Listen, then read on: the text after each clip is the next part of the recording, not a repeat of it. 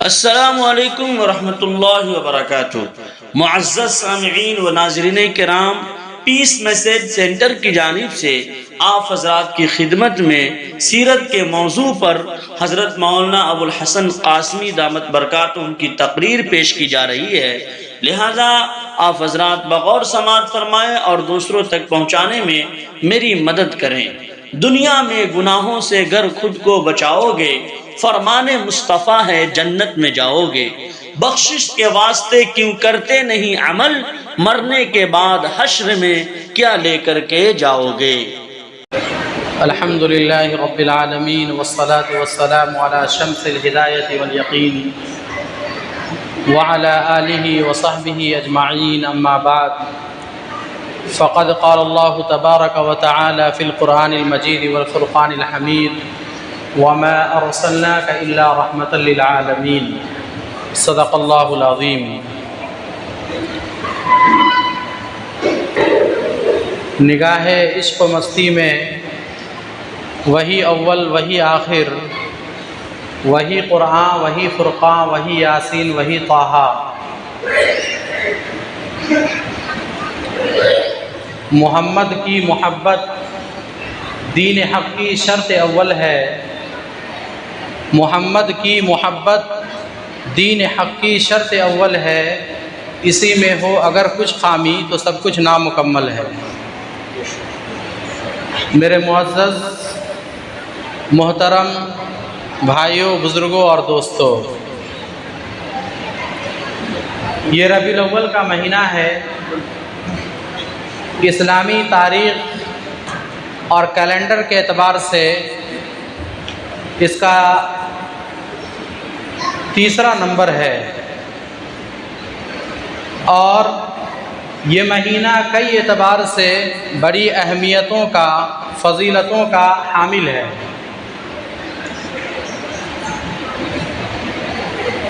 آپ جانتے ہیں کہ کائنات کے سب سے بہترین انسان آقا مدنی جناب محمد رسول اللہ صلی اللہ علیہ وسلم اسی مہینے کی 9 یا 12 تاریخ کو یوم الاثنین پیر کے دن صبح سویرے تشریف لائے۔ آپ علیہ الصلاۃ والسلام کی پیدائش سے قبل اس دھرتی پر، اس زمین پر لوٹ مار، انسانی بے دردی، حرام کاریاں، جوا بازی، شراب نوشی اور ایک دوسرے کا قتل کرنا یہ ایک عام چیز تھی، اور بہت ساری ایسی برائیاں ان کے اندر پائی جاتی تھی کہ وہ اپنے کرتوت کے اعتبار سے اور اپنے فعل اور عمل کے اعتبار سے وہ ہلاکت اور بربادی کے آخری دہانے پر پہنچ چکے تھے۔ قریب تھا کہ یہ لوگ اپنے گناہوں کی وجہ سے اور خدا کو غضب کی دعوت دینے کی وجہ سے یہ ہلاک ہو جاتے، لیکن اللہ تبارک و تعالی کو اچانک اپنی بنائی ہوئی مخلوق پر اور کریشن پر رحم آیا، ترس آیا، اور اس اللہ رب العالمین نے فیصلہ یہ فرمایا کہ ان تمام لوگوں کو ضلالت سے اٹھا کر ہدایت پر ڈالا جائے، اور ان کے لیے ایک ایسا معلم انسانیت ان کے بیچ بھیجا جائے جو اخلاقی طور پر، ذہنی طور پر اور ہر اعتبار سے ان کی تربیت کرے اور ان کو معرفت خداوندی کی سرٹیفکیٹ دے۔ چنانچہ اللہ تبارک و تعالیٰ نے محمد عربی صلی اللہ علیہ وسلم کی ذات اقدس کے ذریعے سے اس دنیا کے اندر جو برائیوں کا دور دورہ تھا اور لڑکیوں کو، بیٹیوں کو زندہ دفن کرنے کا جو چال اور چلن تھا، کسٹم تھا، اس کو ختم کرنے کے لیے اللہ تبارک و تعالیٰ نے اپنے نبی کو مبعوث فرمایا، اور مبعوث کے نتیجے میں اللہ نے ان تمام برائیوں کا قلع قمع فرمایا۔ حضرت آمنہ فرماتی ہیں کہ جب محمد رسول اللہ اس دنیا کے اندر تشریف لائے تو آپ کے جسم سے ایک ایسی روشنی نکلی، ایک ایسا نور نکلا جس نور سے ہمیں ایسا لگا کہ شام کے تمام محلات روشن ہو گئے۔ مطلب کیا تھا کہ جس طرح سے آپ کی پیدائش کی وجہ سے بڑی تیزی کے ساتھ، بڑی سرعت کے ساتھ روشنی شام کے قلعے میں محسوس ہو رہی ہے اور دکھ رہی ہے، ٹھیک اسی طرح سے محمد رسول اللہ کا جو پیغام ہوگا، آپ کا جو میسج ہوگا اور آپ کی جو تعلیمات ہوگی، آپ کا جو مشن ہوگا، وہ بھی اتنی تیزی کے ساتھ پھیلے گا کہ دنیا کے چپے چپے اور گوشے گوشے میں پھیلتا ہی چلا جائے گا، اور ایسا ہی ہوا۔ تو میرے بھائیوں بزرگوں، اللہ تبارک و تعالیٰ نے محمد رسول اللہ کو اس دین کے اندر، اس شریعت کے اندر جس کو ہم مانتے ہیں، جس پر ہم چلتے ہیں، اساسی اور بنیادی حیثیت حاصل ہے۔ آپ سوچئے، تصور کیجئے کہ اگر آقا محمد رسول اللہ صلی اللہ علیہ وسلم اس دنیا کے اندر نبی بنا کر، نبی رحمت بنا کر نہیں بھیجے جاتے تو کیا ہم دین اور اسلام کو جان سکتے تھے؟ ہم حلال اور حرام میں تمیز کر سکتے تھے؟ اور جو انسان اپنی بیٹیوں کو، اپنی بچیوں کو زندہ درگور کرتے تھے اور وہ بیٹی ایک نبی کے انتظار میں تھی کہ وہ نبی آئے گا اور لوگوں کو بتائے گا کہ بیٹیوں کا قتل کرنا یہ بہت بڑا گناہ ہے، تمہیں اس سے توبہ کرنا پڑے گا، اگر تم اپنے رب کو راضی کرنا چاہتے ہو، جنت چاہتے ہو، تو تم کو تمام برائیوں کو ختم کرنا پڑے گا اور اس کی لت اور عادت ختم کرنی پڑے گی۔ تو آقا محمد رسول اللہ صلی اللہ علیہ وسلم کو جو اس دین کے اندر اساسی اور بنیادی حیثیت حاصل ہے، وہ ہر اعتبار سے حاصل ہے۔ اگر آپ نہ ہوتے تو ہم یہ جانتے ہی نہیں کہ اللہ کیا ہوتا ہے، جنت کیا ہوتی ہے، جہنم کیا ہوتا ہے، اور ایک باپ کا کیا مقام ہے، ایک بیٹی کا کیا اسٹیٹس ہے اور اس کی کیا حیثیت ہے۔ یہ تمام کی تمام چیزیں جو آج ایک انسان کو انسان بناتی ہے اور ایک انسان کو اس کے اندر کمال پیدا اور اس کے اندر جلا اور روشنی پیدا کرتی ہے، وہ ہے محمد رسول اللہ کی تعلیمات اور آپ کا مشن۔ تو آپ کو اس دین کے اندر بنیادی اور اساسی حیثیت حاصل ہے، اس لیے آپ علیہ الصلاۃ والسلام کا ذکر، خواہ آپ علیہ الصلاۃ والسلام کی زندگی کے دو پہلو ہیں، ایک پہلو نبوت سے پہلے کا ہے یعنی 40 سے پہلے کا، اور ایک پہلو نبوت کے بعد کا ہے 40 کے بعد کا۔ تو آپ علیہ الصلاۃ والسلام کا ذکر خواہ نبوت سے پہلے کا ہو یا نبوت کے بعد کا ہو، وہ باعث سعادت ہے، وہ باعث ثواب ہے، وہ باعث عبادت ہے۔ اس کو سننا، اس کو بولنا، اس کا ذکر کرنا، یہ خیر اور خیری خیر ہے، سراپا خیر ہے۔ تو میرے بھائیوں بزرگوں، حضرت حسان ابن ثابت کہتے ہیں کہ اجمل منک لم تر قط عینی، وہ فرماتے ہیں کہ اللہ نے آپ کو اتنا جمیل اور حسین بنایا، اتنا ہینڈسم بنایا کہ میری آنکھ نے آپ جیسا کسی کو دیکھا ہی نہیں۔ وَأَحْسَنُ مِنْكَ لَمْ تَلِدِ النِّسَاء، اور آپ کی ماں نے آپ کو ایسا جنا کہ کسی ماں نے آج تک کسی کو ایسا نہیں جنا۔ وَأَحْسَنُ مِنْكَ لَمْ تَلِدِ النِّسَاء خُلِقْتَ مُبَرَّأً مِنْ كُلِّ عَيْبٍ، آپ تمام عیوب سے، تمام نقائص سے اور تمام کمیوں سے پاک پیدا فرمائے گئے۔ کیسے پیدا فرما گئے؟ خلقت کما تشاء، آپ ایسے پیدا فرمائے گئے جیسا کہ ایک انسان حسن کا اور خوبصورتی کا جو تصور کر سکتا ہے، آخری تصور کر سکتا ہے، اس حسن کے ساتھ اور اس کمال کے ساتھ اور اس صفت کے ساتھ، اس کوالٹی کے ساتھ اللہ نے آپ کو اس دنیا کے اندر بھیجا۔ اور حضرت جبرائیل علیہ السلام فرماتے ہیں کہ میں دنیا کے چپے چپے اور گوشے گوشے کا دورہ کیا، وہاں گیا، اللہ نے آپ کو یہ پاور دیا ہے، آپ ہر جگہ گئے اور ہر چیز کو دیکھا، سنا، بھالا اور اس کو جو ہے پرکھا۔ لیکن وہ فرماتے ہیں جس کو ایک فارسی شاعر نے کہا کہ آفاقہا گردید ام مہر بتا ورزید ام بسیار خوبا دید ام مگر تو چیزیں دیگری. حضرت جبرائیل فرماتے ہیں کہ آفاقہا گردید ام پوری دنیا کا میں نے چکر لگایا، بسیار خوبا دید ام بہت سی اچھائیوں کو میں نے دیکھا، مہر بتا ورزید ام اور بہت سی اچھی چیزوں کو میں نے محبوب بنایا. لیکن جب محمد الرسول اللہ صلی اللہ علیہ وسلم کی ذات اقدس پر میری نظر پڑی اور آپ سے ہماری ملاقات ہوئی اور آپ کے چہرے انور اور آپ کے ذات مقدس کو میں نے دیکھا تو میں نے کہا تو چیزیں دیگری، اللہ نے آپ کو ایسا بنایا جیسا کسی کو بنایا ہی نہیں. یہ ایک عجیب حسن اور کمال اور